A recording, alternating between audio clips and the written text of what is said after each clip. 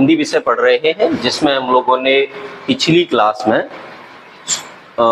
ध्वनियां, अक्षर और स्वर के बारे में चर्चा कर ली। तो अब इसी टॉपिक में जिसका नाम है वर्णमाला, हम आगे की बात करेंगे और आज का हमारा जो विषय है वो है व्यंजन और अन्य वर्णमाला पर आधारित सवाल। ठीक है, चलिए आगे बढ़ने का प्रयास करें। तो सबसे पहले देखो, हमारा जो आज का टॉपिक है वो है व्यंजन। तो समझने का प्रयास करेंगे हम सबसे पहले व्यंजन के बारे में। तो देखो, जैसा आप लोगों ने पढ़ा था स्वर के बारे में कि स्वर क्या होता है, स्वयं राजन्ते इति स्वराः, अर्थात जो वर्ण स्वतंत्र रूप से बोले जा सके अथवा जिन वर्णों के उच्चारण में वायु बिना किसी अवरोध के प्राप्त की जा सके उन्हें कहा जाता है स्वर। तो जब हम लोगों ने ये पढ़ लिया कि स्वर स्वतंत्र होते हैं तो हम लोग कह सकते हैं कि व्यंजन क्या होते हैं, आश्रित ध्वनियां। वे ध्वनियां जो किसी अन्य वर्ण की सहायता से ही बोली जा सके क्या कहलाती हैं, व्यंजन। ठीक है, तो वायु जब अवरोध के कारण मुख से बाहर निकले तो कहलाते हैं व्यंजन। व्यंजन की संख्या कितनी होती है, 33। ठीक है, तो सीधा सीधा सवाल, व्यंजनों की संख्या कितनी, 33। इनमें सबसे पहला प्रकार होता है स्पर्श व्यंजन, जिनकी संख्या 25 होती है। आराम से समझने का प्रयास करना। तो स्पर्श व्यंजन जिनकी संख्या कितनी होती है, 25। कौन कौन से होते हैं, देखो सीधा सा, क वर्ग से लेकर, ठीक है, प वर्ग तक, सिंपल क से लेके म तक संपूर्ण वर्ण कहलाते हैं स्पर्श व्यंजन। ठीक है, इसके बाद दूसरा जो वर्गीकरण है वो कहलाता है अंतःस्थ व्यंजन। स्पर्श व्यंजनों के बाद आते हैं अंतःस्थ व्यंजन, और अंतःस्थ व्यंजन कितने होते हैं, 4। कौन कौन से, य, र, ल और व। आराम से मेरी बात को समझने का प्रयास करना।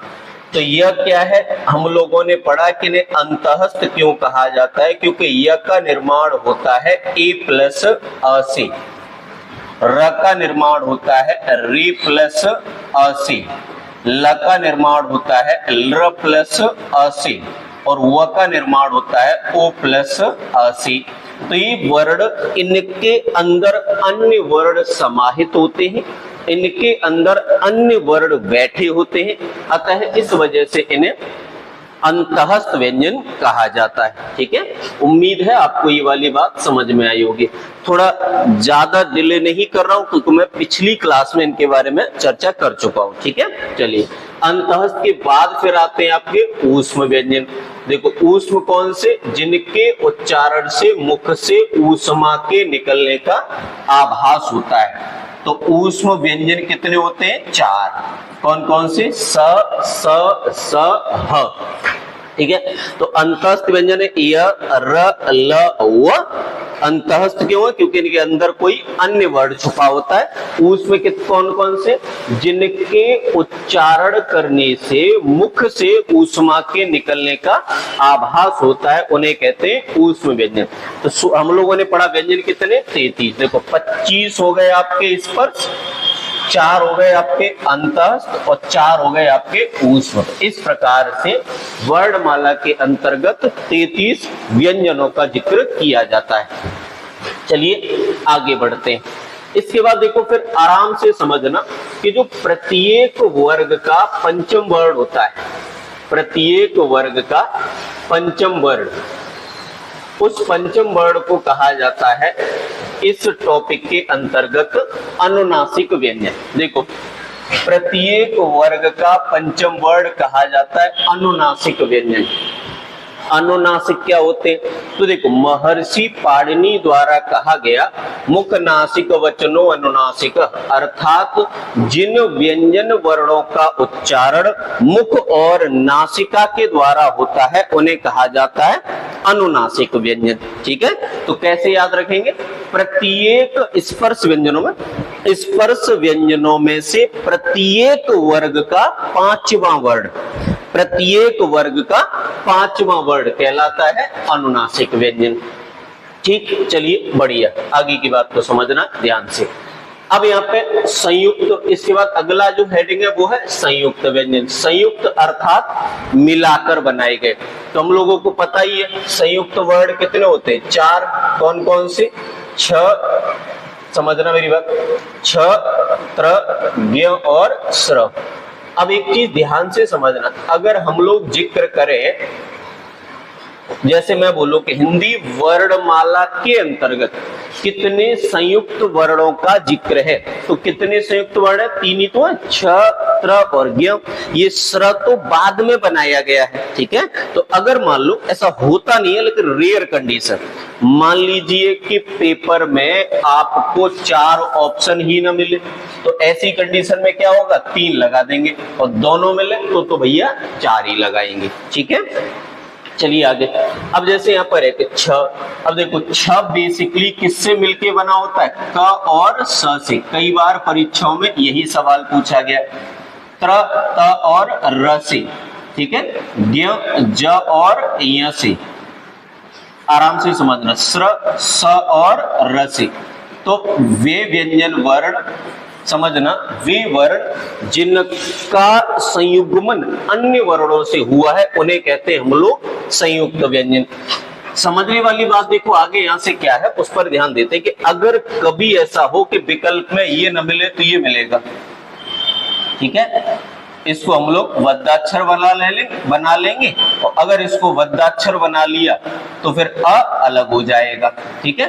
अब यहीं पे एक बात जरूर समझ के चलनी है जो हम लोगों ने पिछली क्लास में पढ़ी थी। हम लोगों ने 2 वर्णों का जिक्र किया, सॉरी 2 बातें हैं, एक बात है वर्ण और एक बात है अक्षर। यहाँ पे समझ, मैंने आपको बोला था कि सामान्यतः दोनों में कोई भेद नहीं है, वर्ण ही अक्षर है, अक्षर ही वर्ण है। लेकिन पाणिनि की परिभाषा को अगर प्रमुखता दी जाए तो हम लोग ये समझ पाएंगे कि दोनों में भेद भी किया जा सकता है। वर्ण क्या है? वर्णमाला की मूल इकाई। अक्षर क्या है? जिसके खंड न किए जा सके। अब मेरी बात को समझना, अगर मैं बोलूं कि छ क्या है तो सामान्यतः तो ये वर्ण भी है और अक्षर भी है, लेकिन क्योंकि इसका जिक्र वर्णमाला में है तो मैं इसको वर्ण कह दूं। अब आपको पता है कि छ बेसिकली वन काय से रहा है, क, स और अ से। अब ये वाला क तोड़ा जा सकता है? ये तो नहीं तोड़ा जा सकता। व्यंजन का शुद्ध रूप हो गया ये, और व्यंजन के शुद्ध रूप का खंड तो किया नहीं जा सकता। तो ये वाला क क्या कहलाएगा? अक्षर। अब इसको अक्षर कहना ठीक लगेगा? नहीं लगना चाहिए, ठीक है। हालांकि हमारी हिंदी की पुस्तकों में ग्रामर व्याकरण की जानकारी में इतना विभेद नहीं किया गया है, लेकिन अगर पाणिनि की परिभाषा को प्रमुखता दे देता हूं तो इस श्रेणी में आपको समझ में आएगा कि वर्ण या अक्षर में विभेद किया जा सकता है। यहाँ पर ये अक्षर है, ये भी क्या है? अक्षर है। ये भी क्या है? अक्षर है। अब ये देखो अ अक्षर भी है, वर्ण भी, क्योंकि इसकी लिखावट ही यही है। ये क्या है? वर्ण है। सामान्यतः इसे अक्षर नहीं कहा जाना चाहिए, ठीक है। तो एक स्थान पर जाकर आप वर्ण या अक्षर में विभेद भी कर सकते हो। तो आराम से समझना मेरी बात को ध्यान से कि क्या संयुक्त वर्णों की गणना वर्णमाला में गिनती में की जाती है? बिल्कुल नहीं। वर्णमाला में वर्णों की संख्या स्वर और व्यंजन के अंतर्गत की जाती है? बिल्कुल नहीं। तो वर्णमाला में वर्णों की संख्या थी 52, जिनमें 11 स्वर, 33 व्यंजन, 4 संयुक्त वर्ण, ठीक है। 4 आपने पढ़े थे ना संयुक्त वर्ण अभी हाल ही में, 2 उत्क्षिप्त और 2 अयोगवा। इस प्रकार से 52 इनका जिक्र हम यहाँ तक कर चुके हैं। आराम से आगे समझिए। अब देखिए कुछ अन्य सवाल भी होते हैं जो डायरेक्ट आपसे पेपर में पूछे जाते हैं। आराम से समझना ध्यान से। तो जैसे अन्य सवाल क्या क्या है उन पर चर्चा कर लेंगे, मिलके बात करेंगे। कोई दिक्कत होगी आप मुझे बताते जाएंगे। देखो यहाँ से अगला लुंठित व्यंजन। लुंठित माने होता है फड़फड़ाना,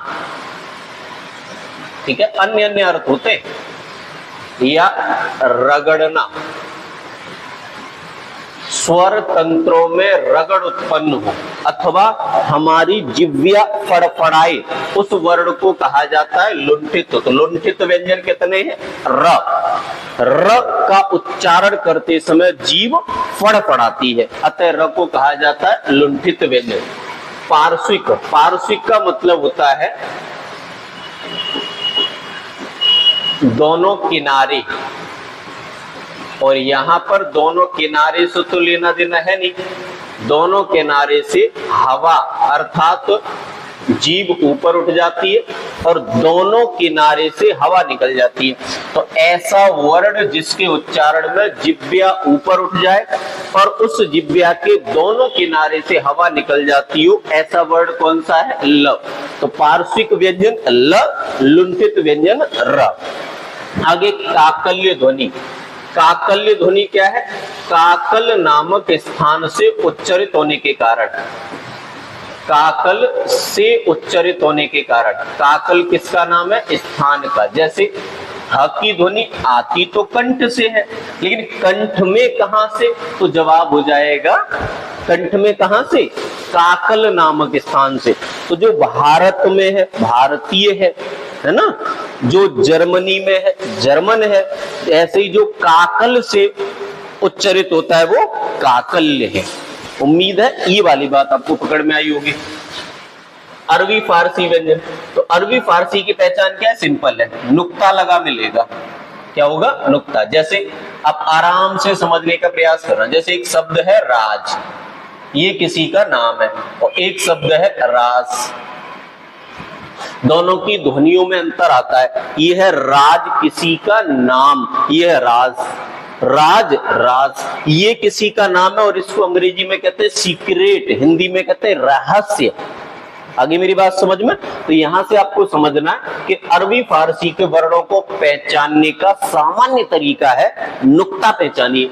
अगर नुक्ता लग जाए तो समझ जाना कि वो अरबी फारसी का वर्ण है। स्पर्श संघर्षी। स्पर्श संघर्षी। तो स्पर्श संघर्षी अगर वर्ड पूछे जाए तो कितने बताने हैं? 4। ठीक है, च, छ, ज और झ। अब देखो समझो, स्पर्श संघर्षी यानी ध्वनि तो स्वर तंत्रों के स्पर्श द्वारा निकलती है, लेकिन उस ध्वनि को बाहर आने में काफी संघर्ष करना पड़ता है।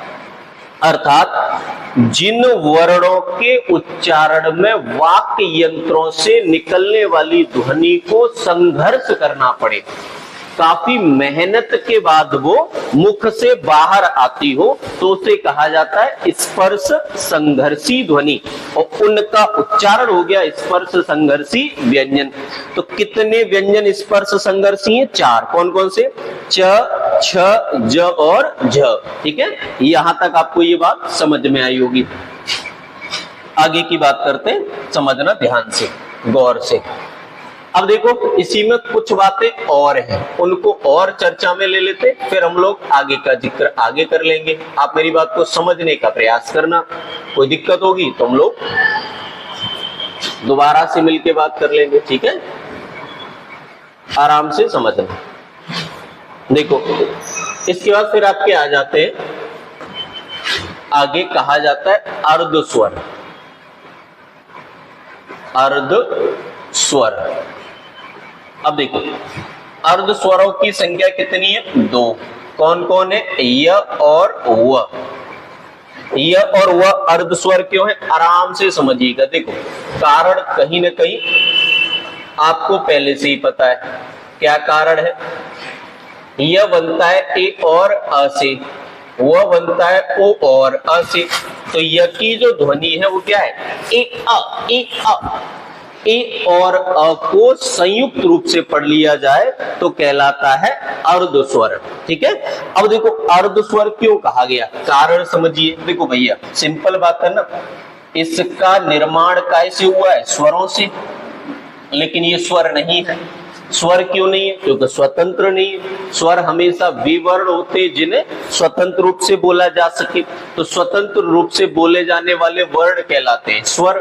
तो यह क्या है? ए और अ। वह क्या है? ओ और अ का मेल, और ओ और अ क्या है? ये भी स्वर है। तो समझना ये है कि जिनका निर्माण तो हुआ है किससे?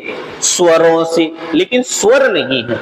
निर्माण कैसे हुआ? स्वरों से, लेकिन स्वर नहीं है। तो निर्माण स्वर से हुआ, स्वर नहीं है, तो इन्हें कहा गया अर्ध स्वर। यानी पूरे स्वर नहीं है तो अर्ध स्वर कह दिया जाएगा। ठीक है, इसी में और आगे हम लोगों को एक बात पढ़ चुके हैं हालांकि पहले ही, उत्क्षिप्त वर्ण।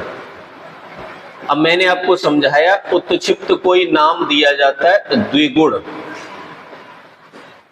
आराम से मेरी बात को समझना। अब द्विगुण कौन कौन से होते हैं? दो होते हैं, ड और ढ। ठीक है, उत्क्षिप्त का मतलब क्या है कि वायु मुख से एक झटके से निकाली जाती है। तो जब वायु का निर्गमन मुख से एक झटके से हो तो उन वर्णों को कहा जाता है उत्क्षिप्त वर्ण। कितने? ड और ढ। ड और ढ का जिक्र हम लोगों ने स्पर्श व्यंजनों में भी किया है, लेकिन ये वाले ड और ढ में क्या है? नीचे बिंदु लगा होता है। ठीक है, चलिए आगे की बात समझ लेते हैं। इसके बाद देखो आगे जब हम जिक्र इसी में श्रेणी में और आगे करते हैं तो हम लोगों को यह पता चलता है कि इन्हीं उत्क्षिप्त वर्णों को नवीन विकसित ध्वनियां भी कहा गया है।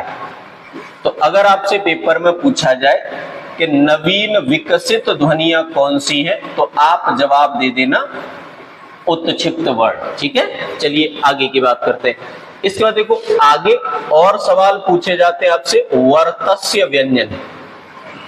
वर्तस्य व्यंजन। अब वर्तस्य व्यंजन कौन कौन से हैं, आराम से समझने का प्रयास करेंगे। देखो तो वर्तस्य व्यंजन है न, र, ल और स। ये चार वर्ड कहलाते वर्तस्य। वर्तस्य का मतलब है कि हमारे मुख में से वायु थोड़ा सा उठेगी। ठीक है, मुख से वायु, यानी ऐसे समझ लो जो हमारे मसूड़े हैं, ठीक है, मसूड़े, वो मसूड़े क्या करेंगे? तो हमारी जीभ उनसे जाके टकराएगी। तो वर्तस्य उठकर ऊपरी हिस्से से टकरा जाना, उन्हें कहते हैं वर्तस्य। तो वर्तस्य व्यंजन कौन कौन से? न, र, ल और स। ठीक है, चलिए आगे समझिए। इसके बाद देखो आगे जो सवाल आता है वो एक सवाल आता है आपका व्यंजन गुच्छ को लेकर। सवाल है व्यंजन गुच्छ। व्यंजन गुच्छ क्या होता है समझो। व्यंजन का गुच्छा बन जाना, अर्थात जैसे समझो एक शब्द है आपका साक्ष्य। अब साक्ष्य शब्द में आप देखो आधा छ य से मिल गया है, तो क्या ये क्या हुआ? व्यंजन का गुच्छा बन गया। जहां व्यंजन परस्पर मिले तो लेकिन अर्ध व्यंजन आपस में बीच में संयुक्त हो तो उसे हम लोग क्या कहते हैं? व्यंजन गुच्छ। इसी को आप लोगों ने क्या पढ़ा था? संप्रक्त ध्वनि। ठीक है, आगे एक होता है आपका व्यंजन द्वित्व। व्यंजन द्वित्व ये भी हम लोग पढ़ चुके हैं युग्मक ध्वनि में। तो व्यंजन द्वित्व में आप लोगों ने क्या पढ़ा था कि ऐसे शब्दों को व्यंजन द्वित्व कहा जाता है। जैसे बच्चा, इसमें व्यंजन का द्वित्व हुआ है। दिल्ली, इसमें व्यंजन का द्वित्व हुआ है। कोई दिक्कत तो नहीं यहाँ तक? चलिए बढ़िया। तो यहाँ तक आपको ये बात उम्मीद है अच्छे से समझ में आई होगी। ये सामान्य सवाल आपको परीक्षा में और पूछे जाते हैं। चले आगे बढ़ते हैं। ठीक है, चलिए देखिए आगे। तो आगे हम लोग समझ रहे हैं श्वास या प्राणवायु के आधार पर स्वरों के प्रकार। तो श्वास या प्राणवायु के आधार पर स्वर के होते हैं दो प्रकार। स्वर अर्थात संपूर्ण वर्णमाला को भी इसमें बांट के चलेंगे। ठीक है, तो सामान्यतः ऐसे कह दो, स्वर छोड़ो, स्वर को क्या पूरी वर्णमाला को ही यहाँ पे इस हिसाब से वर्गीकृत कर लेते हैं कि प्राणवायु के आधार पर इसके दो प्रकार होते हैं। एक होता है अल्प प्राण और एक होता है महाप्राण। ठीक है, तो अल्प प्राण क्या होता है? देखो समझना, अल्प यानी कम, प्राण यानी वायु की आवश्यकता हो, मतलब जिन वर्णों के उच्चारण में वायु की सामान्य मात्रा रहती है अथवा जिन वर्णों के उच्चारण से मुख से कम हवा निकलती है उन्हें कहा जाता है अल्प प्राण। या तो ये कह लो कि इनको बोलने के लिए कम प्राणवायु की आवश्यकता है। ठीक है, या ये कह लो कि इनको बोलते समय मुख से कम प्राणवायु निकलती है, इन्हें कहा जाता है अल्प प्राण। अल्प प्राण होते कौन कौन से? तो देखो सिंपल सी बात, अभी पहला, तीसरा, पांचवा वर्ड और समझना सभी अंतःस्थ वर्ण। तो जितने भी अंतःस्थ वर्ण होते हैं वे सब य, र, ल, व और स्पर्श व्यंजनों में से प्रत्येक वर्ग का पहला, तीसरा और पांचवा वर्ण ये कहलाते हैं अल्प प्राण। ठीक है, इसी आधार पर इसका अगला वर्गीकरण कहलाता है महाप्राण। समझना, अब देखो महाप्राण समझना, अल्प प्राण में क्या था, कम वायु मुख से कम वायु निकलती है या कम वायु की आवश्यकता रहती है। यहां देखो अधिक वायु निकलती है, ठीक है, या अधिक वायु मुख से निकलती है या बोलने के लिए अधिक वायु की आवश्यकता रहती है। अब देखो समझो, पहला, तीसरा, पांचवा स्पर्श व्यंजनों में से क्या थे, अल्प प्राण, तो दूसरा और चौथा क्या हो जाएगा, महाप्राण। ठीक है, तो प्रत्येक वर्ग का दूसरा और चौथा वर्ण तथा समस्त ऊष्म वर्ण क्या कहलाते हैं, महाप्राण। ठीक है, तो अल्प प्राण आप समझ गए। अब बात करते हैं हम लोग, महाप्राण भी समझ गए, अब आगे बात करते हैं झंकृति के आधार पर। ठीक है, तो झंकृति के आधार पर इसके दो प्रकार हैं जिन्हें हम कहते हैं घोष या अघोष। देखो, घोष शब्द का मतलब होता है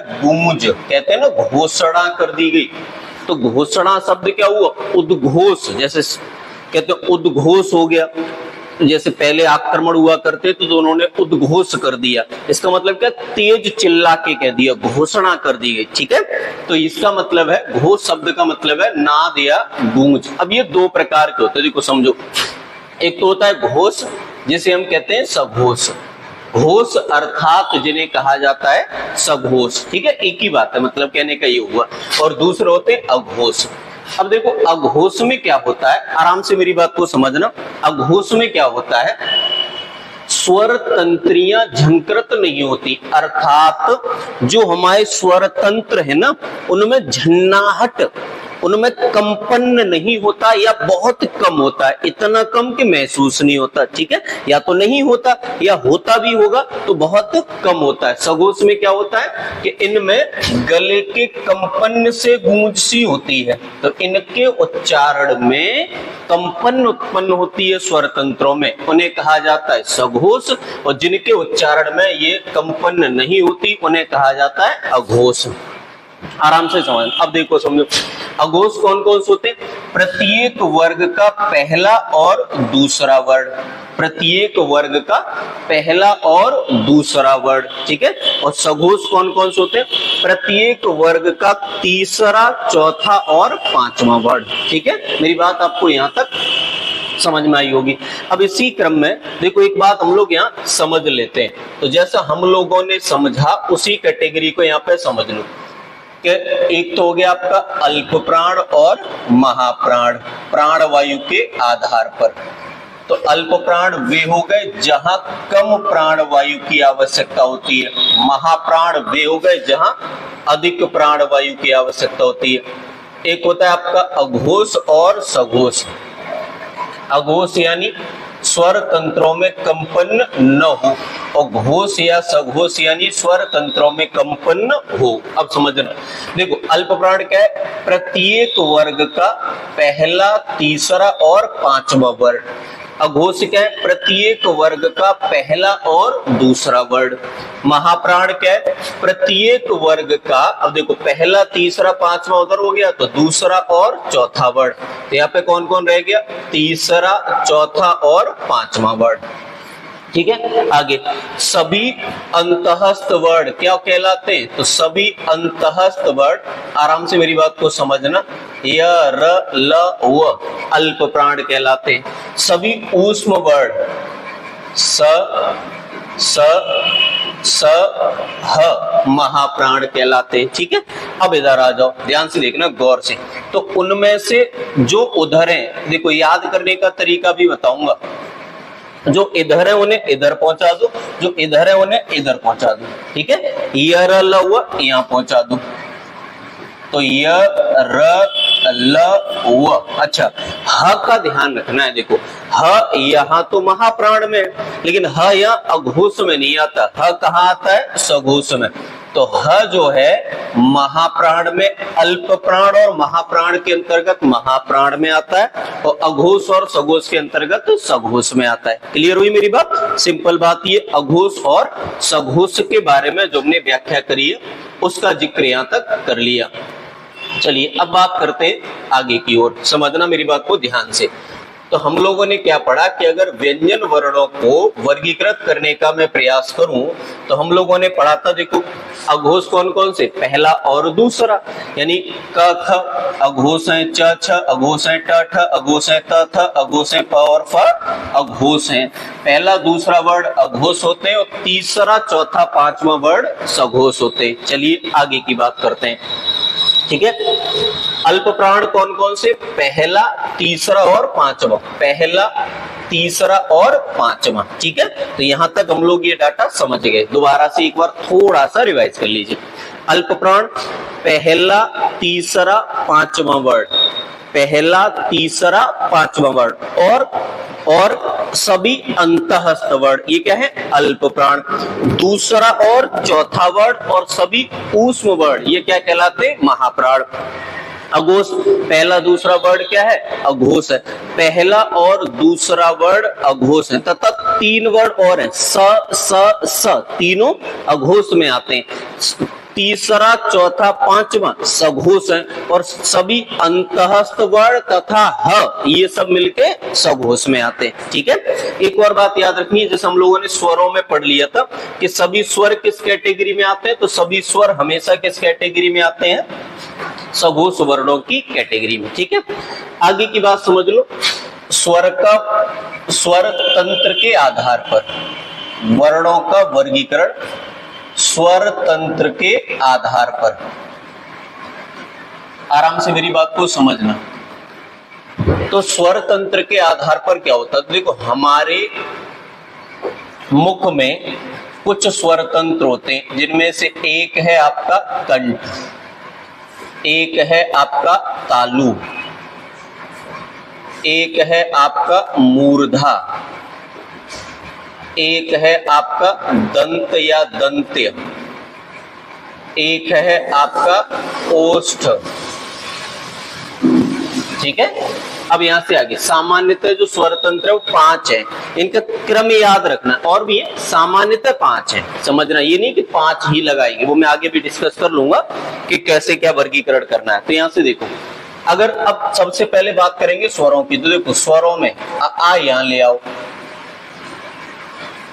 ई इसके बाद ले आओ, ठीक है। मूर्धा से बोला जाता है रे।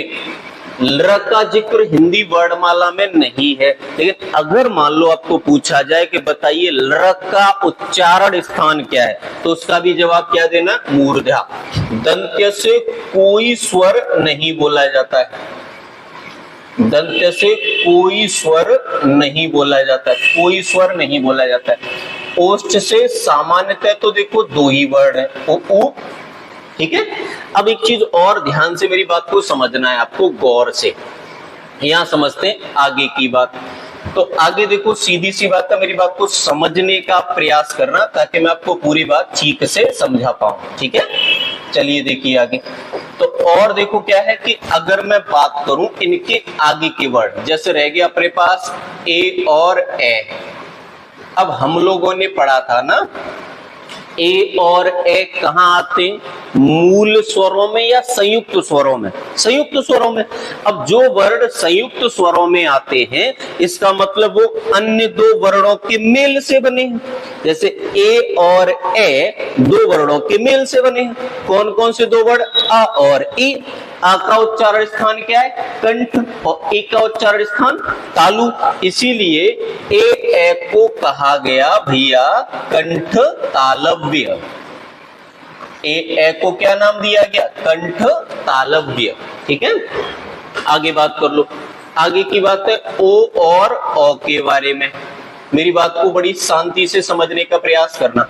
अब देखो ओ और औ ये भी तो संयुक्त वर्ण है, ये कैसे बने, अ और उ से। तो अ का उच्चारण स्थान क्या है, कंठ, ओ का उच्चारण स्थान क्या है, ओष्ठ। तो दोनों को मिला के बन गया कंठोष्ठ, ठीक है। कंठोष्ठीय वर्ड बोलो, उच्चारण स्थान है कंठोष्ठ, वर्ड बोले जाए तो कंठोष्ठीय वर्ड कहलाएंगे, ठीक है। चलिए यहां तक आपको समझ में आ गई होगी ये बात। बढ़ूं आगे, बढ़िया। तो हम लोगों ने पढ़ लिया ए ए कंठ तालव्य हो गए, तो स्वर हो गए ना पूरे 11। देखो अ आ इ ई उ ऊ रे ए ए ओ ओ, ये तो हो गया आपका स्वरों का उच्चारण स्थान। स्वर तंत्र के आधार पर कह दो या उच्चारण स्थान के आधार पर कह दो, जो भी परीक्षा में बोला जाए उस आधार पर आप इस वर्गीकरण को मान लीजिए। आगे अब देखो, इसके बाद व्यंजनों पे आ जाओ। तो स्पर्श व्यंजनों में तो कुछ भी पढ़ने की जरूरत है ही नहीं, क्योंकि वो तो पहले से ही क वर्ग च वर्ग। अब देखो एक बेसिक सा सवाल आएगा, उसको और समझ के चलना है। क वर्ग च वर्ग, फिर आपका आ जाता है ट वर्ग, फिर आपका आ जाता है त वर्ग, और फिर आपका आ जाता है प वर्ग। तो इन वर्णों के उच्चारण स्थान जो है क्रमागत ही है। महर्षि पाणिनि द्वारा वर्णमाला का निर्माण करते समय क वर्ग को पहले रखा गया, च वर्ग को रखा गया क वर्ग के बाद। तो यहां से आप ये समझो क्यों रखा गया, तो उसका कारण है ये उच्चारण स्थान। ठीक है, चलिए आगे। अब इसके बाद आ जाओ, देखो स्वर पढ़ लिए, स्पर्श व्यंजन पढ़ लिए, अब क्या पढ़ेंगे अंतःस्थ वर्ण। अंतःस्थ कैसे, 4 होते हैं। पहली लाइन छोड़ दो, याद रखने का तरीका ध्यान रखना, पहली लाइन छोड़ दो, एक एक बांट दो, य र ल व, पहली लाइन छोड़ के सब में एक एक बांट दो। अब आ जाओ ऊष्म वर्णों पे, फिर वही बात है, 4 ही तो होते हैं, स। अब देखो ह यहां आएगा क्या, नहीं आएगा, क्यों, ह की जो ध्वनि है, ह और विसर्ग, तो ह और विसर्ग की ध्वनि समान होती है। और ह को बोल के देख लो, इसकी ध्वनि क्या है, इसकी जो ध्वनि है वो कहां से निकल रही होती है, कंठ से। इसीलिए ह को हम लोगों ने कल ही पढ़ा था, सॉरी पिछली क्लास में पढ़ा था कि ह का क्या है, उच्चारण स्थान कहलाता है काकल, इसलिए इसको कहा गया काकल्य वर्ण। ठीक है, तो आपको मेरी बात ये स्वर तंत्र के आधार पर या उच्चारण के आधार पर स्वरों का वर्गीकरण पढ़ने को मिल गया। अब देखो एक चीज और समझनी है, आराम से समझना। एक वर्ड है आपका व को कहा जाता है दंतोष्ठ, व को कहा जाता है दंतोष्ठ, बकारा से दंतोष्ठ। तो महर्षि पाणिनि द्वारा वो वर्ण को दंत्योष्ठ वर्ण कहा गया, ये बात भी अलग से याद रखना। ठीक है, चलिए आगे मैं बात करूं। अब देखो एक चीज समझना है यहाँ पे, अब जैसे आपके 3 वर्ण और रह गए ना जो वर्णमाला में है, छ, त्र और ज्ञ। तो देखो पूछा तो नहीं गया है, लेकिन अगर कोशिश करें तो वर्गीकृत तो किया जा सकता है ना, पूछा तो नहीं गया है, लेकिन अगर कोशिश की जाए तो वर्गीकृत किया जा सकता है। कैसे, देखो समझो, छ बना होता है क और स से। ठीक है, क का उच्चारण स्थान कंठ है और स का उच्चारण स्थान मूर्धा है। ठीक है, तो अगर मैं पूछूं छ वर्ण का उच्चारण स्थान क्या है, तो क्या बताएंगे, कंठ मूर्धन्य। चाहिए ऐसी तरह का पूछा जाए तो देखो, त दंत्य से बोला जाता है और र मूर्धा से बोला जाता है, तो क्या बोलेंगे, दंत मूर्धा, और वर्ड कहलाएगा दंत मूर्धन्य। ठीक है, ऐसे ही ज्ञ कैसे बनता है, ज और य से। अब वो दोनों देखो एक ही वर्ग में आते हैं, तो इसको क्या कहेंगे, तालु तालव्य। ठीक है, तो पूछा नहीं जाता है, लेकिन अपनी जानकारी के लिए अगर इन वर्णों का उच्चारण स्थान पूछा जाए तो आप ये वाला डिस्कस भी यहाँ पर कर सकते हैं। आराम से मेरी बात को समझना, ताकि किसी प्रकार का डाउट आपके मन में न रहे। ठीक है, एक बार मैं भी इन बातों को पुनः आपके सामने डिस्कस कर दूंगा, समझना मेरी बात को। देखिए, तो यहां से हम लोगों ने जो जो पढ़ा उसको दोबारा से एक नजर में पुनः देख लेते, ताकि कोई डाउट न रह जाए किसी भी प्रकार का। ठीक है, देखो तो उच्चारण स्थान कितने हैं, तो सबसे पहले कंठ।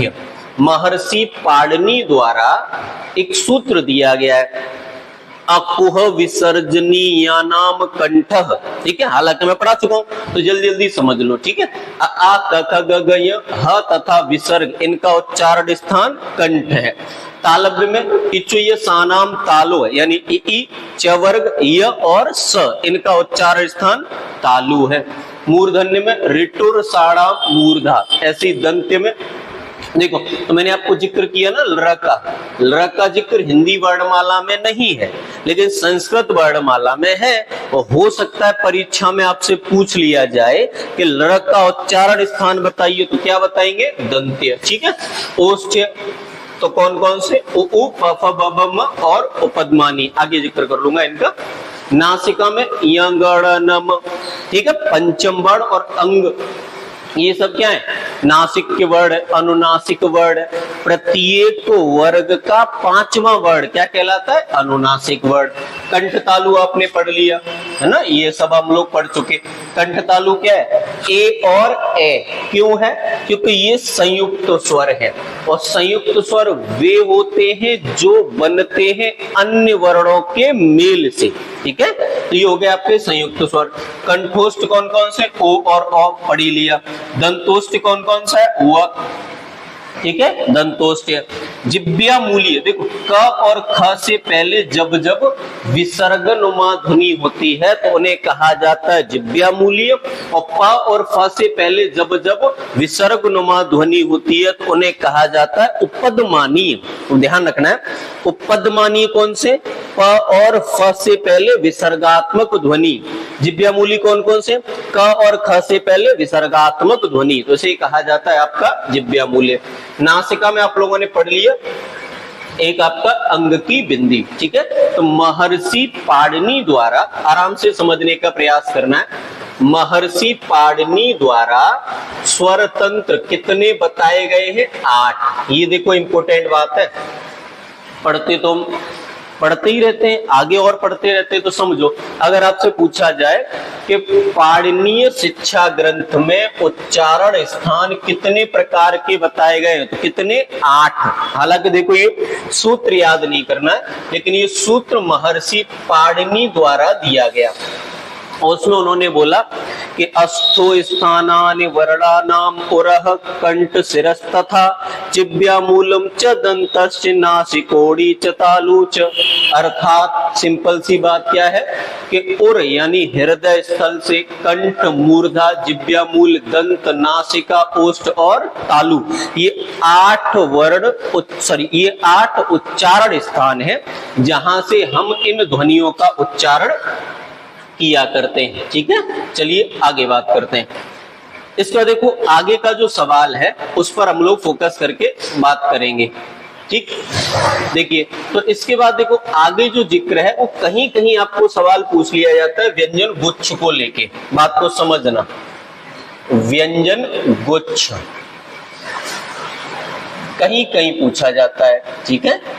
व्यंजन गुच्छ और आपका द्वित्व, और आपने ये पढ़ी लिया है अमानक वर्ण, इनका जिक्र मैं पुनः कर ले रहा हूं। व्यंजन गुच्छ यानी देखो जहां एक व्यंजन दूसरे व्यंजन से मिल जाता हो, जैसे शब्द है शक्ति। ठीक है। कोई भी शब्द ले लो, खुद व्यंजन शब्द ले लो, तो इस व्यंजन में भी तो व य से मिला हुआ है, तो ये क्या कहलाएगा? व्यंजन गुच्छ। व्यंजनों का गुच्छा बन जाना, मिल जाना कहलाता है व्यंजन गुच्छ। द्वित्व, जैसे एक शब्द ले लो आप समुच्चय, तो इसमें च च से मिला है ना, समान व्यंजन के साथ संयुक्त होकर द्वित्व व्यंजन का निर्माण करता है, तो ये वर्ड हो गया द्वित्व। ठीक है। और भी कोई शब्द ले लो, बच्चा शब्द ले लो, सज्जन शब्द ले लो। ठीक है। उज्ज्वल शब्द हो गया, तो ये सब कहलाएंगे आपके द्वित्व। अमानक में देखो हम लोग जिक्र तो कर चुके हैं, फिर से समझ लो। जैसे ये वर्ड है, अब जो हम हिंदी वर्णमाला में भ लिखते हैं उसमें इधर डंडा नहीं निकालते हैं, है ना, तो ये क्या है आपका अमानक वर्ण। इसकी ध्वनि अ के समान होती है, लेकिन अब ये प्रचलन में नहीं है। तो वे वर्ण जो वर्तमान में प्रचलन में नहीं है क्या कहलाते हैं? अमानक वर्ण। चलिए, उम्मीद है कि यहां तक मैं बातें आपको समझा चुका हूंगा।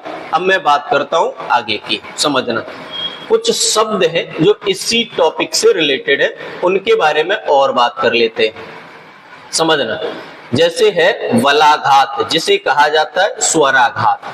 ठीक है। अब देखो वलाघात, आघात शब्द का मतलब है चोट और वल का मतलब है, पता ही आपको, शक्ति, ताकत, क्षमता, है ना, समझना।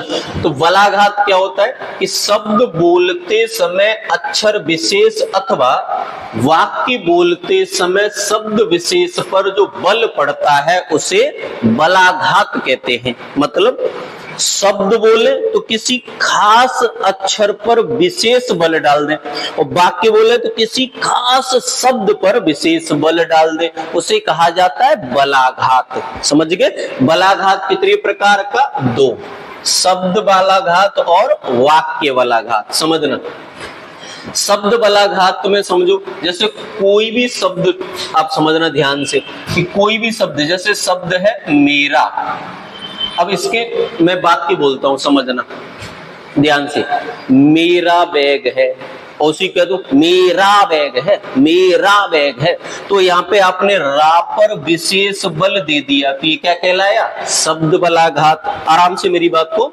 समझने का प्रयास करना।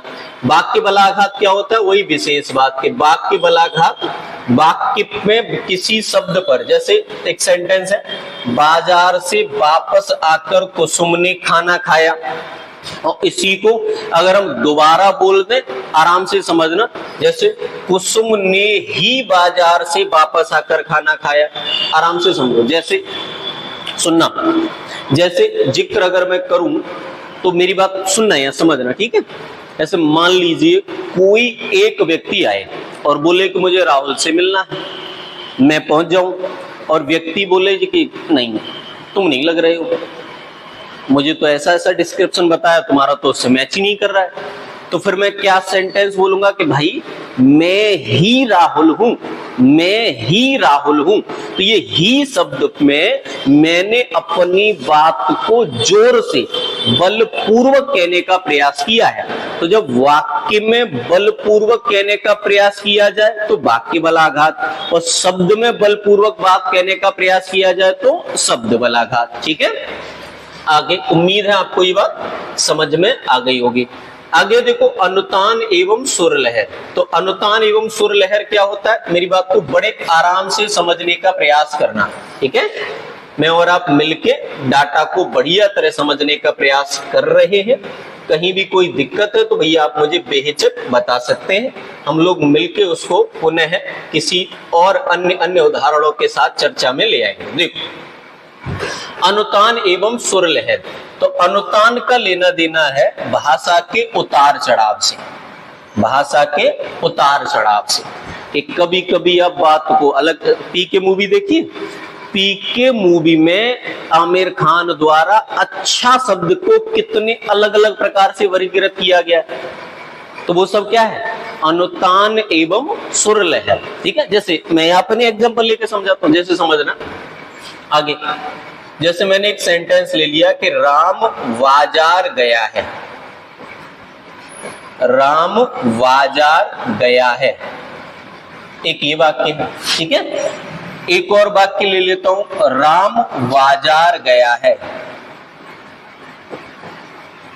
राम बाजार गया है, ये वाक्य है। एक जगह मैंने पूर्ण विराम लगाया है और एक जगह मैंने विस्मयादिबोधक चिन्ह लगाया है। अब मेरी बात को समझना, ठीक है? अगर मैं पूर्ण विराम लगा चुका हूं तो देखो सिंपल बात तरह से ही तो बोलूंगा, सीधा सीधा बोलूंगा राम बाजार गया है ना? और इसको क्या कैसे बोलूंगा? आश्चर्य की भावना से मैं बोल के समझाता हूं, समझिए। राम बाजार गया है, ये राम बाजार गया है, राम बाजार गया है, तो दोनों के बोलने में अंतर स्पष्ट हुआ ना, दोनों को बोलने में अंतर हुआ, क्योंकि इनके अंतिम चिन्ह, अंत में जो विराम चिन्ह है वो कैसे अलग अलग, इसे कहते हैं अनुतान एवं सुर लहर। जहां आप हो सकता है एक ही बात को या हो सकता है अलग अलग बातों को एक अलग उतार चढ़ाव के साथ कहते हैं, तो ऐसे कहा जाता है अनुतान एवं सुर लहर। ऐसे सामान्यतः हम बोले है ना, और गुस्से में बोले तो वाणी में अंतर आता है ना, वही अंतर कहलाता है अनुतान एवं सुरलहर। ठीक है, आप बलाघात समझे, दो प्रकार का है, वाक्य बलाघात और शब्द बलाघात। वाक्य बलाघात जहां किसी वाक्य में किसी विशेष शब्द को गहराई से कह दिया जाए। शब्द बलाघात जहां किसी शब्द में किसी अक्षर को गहराई से कह दिया जाए तो उसे कहा जाता है भैया शब्द बलाघात। ठीक है, शब्द पर बल वाक्य बलाघात, अक्षर पर बल शब्द बलाघात। उम्मीद है ये बातें भी आपको समझ में आई होंगी। अनुतान एवं सुर लहर भी आपको समझ में आया होगा। अब हम बात करते हैं अगला हिस्सा, ये बेसिक से शब्द है, कभी कभी इनसे सवाल पूछ लिया जाता है। और मैंने आपको बोला था प्रारंभ में कि मैं और आप मिलके इतना पढ़ेंगे कि न तो डाटा कम रहे न ज्यादा हो जाए, ऐसा भी ना हो कि बहुत हो जाए, और ऐसा भी ना हो कि कोई ऐसा सवाल पेपर में आ जाए जिसकी जानकारी मैंने आपको न दी हो। तो ऐसा प्रयास मैं नहीं होने दूंगा, ये मेरी जिम्मेदारी है, समझिए। अगला है संगम। संगम का मतलब क्या है, देखो समझना, यहां से समझो। दो ध्वनियों के बीच उच्चारण में किए जाने वाले क्षणिक विराम को, दो ध्वनियों के बीच में उच्चारण किया जाए, उसके बीच में जो मामूली सा विराम आता है उसको कहते हैं संगम। जैसे यहां समझो, जैसे ये शब्द है जलसा, सही है, और एक शब्द है जलसा, डैश लगा दोगे तो अंतर अलग आएगा, और डैश नहीं लगाओगे तो अंतर अलग आएगा। ये पढ़ोगे तो जल और सा के बीच में आपको मामूली सा विराम देना पड़ेगा, वही मामूली सा विराम क्या कहलाता है, संगम। मेरी बात से आप संतुष्ट हैं, क्लियर है? चलिए बढ़िया। तो संगम को लेके अगर सवाल पूछे जाए तो ये बता देने, ठीक है। कुछ सवाल आपके योजक चिन्ह को लेकर भी पूछे जाते हैं, डैश को लेकर भी पूछे जाते हैं, ठीक है। देखो समझो, तो सामान्य बातें हैं, ज्यादा दिक्कत की बात है नहीं। पहली बात, द्वंद्व समास में आमतौर पर, देखो हमेशा तो नहीं, आमतौर पर द्वंद्व समास में आमतौर पर योजक चिन्ह का प्रयोग किया जाता है, ठीक है, पहली बात। दूसरी बात, सा के पहले, जैसे अभी था ना, सा के पहले, जैसे जल सा शब्द हम लोगों ने अभी पढ़ा था, जल सा शब्द जल के समान, तो यहाँ पे हम लोगों ने क्या किया, योजक चिन्ह का प्रयोग किया, ठीक है। तो योजक चिन्ह कहाँ कहाँ आता है, द्वंद्व समास से पहले आता है, सा के पहले आता है, ठीक है। और कोई भी बात अगर हम लोग सामान्यतः बोले तो बहुत बार शब्दों में विभेद करने के लिए भी योजक चिन्ह का प्रयोग किया जाता है, ठीक है। तो उम्मीद है आपको मेरी ये बातें भी क्लियर समझ में आई होंगी। चलिए अब मैं बात करता हूं आगे के लिए, ठीक। तो हम लोगों ने क्या किया, जो समझे उनको एक बार शॉर्ट में समझ लेते हैं, दोबारा से आप समझना। बलाघात, अनुतान एवं सुरलहर,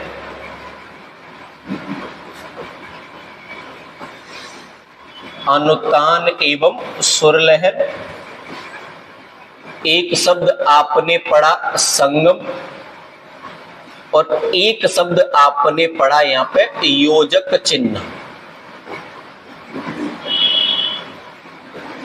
समझना, बलाघात क्या है, विशेष बात पर बल दिया जाए। कितने प्रकार, दो प्रकार, शब्द बलाघात और दूसरा वाक्य बलाघात।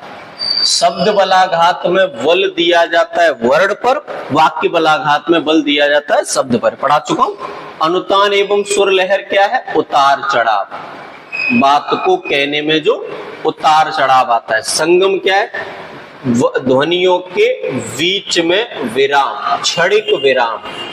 और योजक चिन्ह जिसे हम कहते हैं डैश, कब लगाया जाता है, शब्दों में विभेद किया जाए, द्वंद्व समास के शब्द लिए जाए, या फिर समानताएं दर्शाई जाए, उस स्थिति में भी क्या होता है, योजक चिन्ह का प्रयोग होता है।